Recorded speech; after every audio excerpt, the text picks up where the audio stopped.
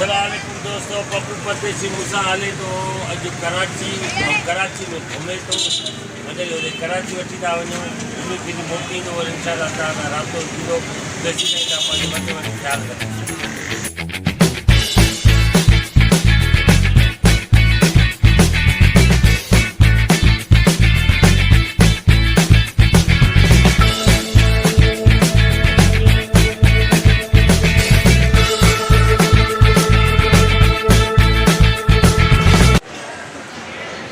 दोस्तों त हिन वक़्तु असां जेको आहे सेवण जी दरगाह ते नंगरीअ ते बीठा आहियूं।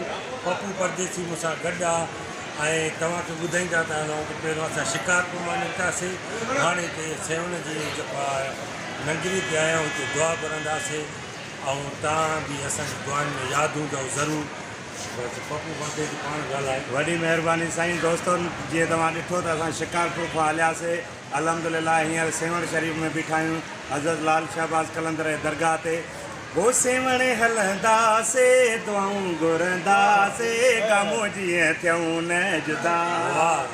ओ लाल वॾो लजपाल आ दिल पर, रखंदो सभ जो ख़्याल आ दिल पर। ओ लाल खे हली चवंदासीं, सेवणे हलंदासीं। हाय नाज़रीन, दोस्तों जीअं त असां हिन वक़्तु सेवण शरीफ़ में मौजूदु आहियूं, हिन वक़्तु चिंचीअ में मौजूदु आहियूं। जेसि ताईं असांजी गाॾी पार्किंग में बीठी आहे, जेसि ताईं पार्किंग ताईं पहुचूं तेसि ताईं असां चिंचीअ ते चढ़ी उस्ताद ऐं मां अॻिते वञी रहिया आहियूं। अचो त हाणे तव्हां उस्ताद मुखातिब थींदो। चिंचीअ में चढ़िया आहियूं, गाॾी पार्किंग बीठी आहे होॾे। हाणे तव्हां वञूं था उते रखे में लही करे पंहिंजी गाॾी में चढ़ंदासीं।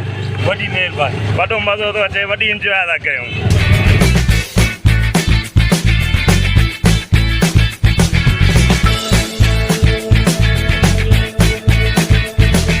नाज़रीन अल्हम्दुलिल्लाह ख़ैर सां मां कराची पहुची वियो आहियां। उमेद आहे त तव्हांखे मुंहिंजी वीडियो पसंदि ईंदी। मुंहिंजे वीडियो खे लाइक कयो, शेयर कयो, सुठा सुठा कमेंट्स ॾियो। इंशाअल्लाह वरी कठा आहियूं कंहिं ॿी वीडियो सां गॾु। तेसि ताईं अल्लाह हाफ़िज़।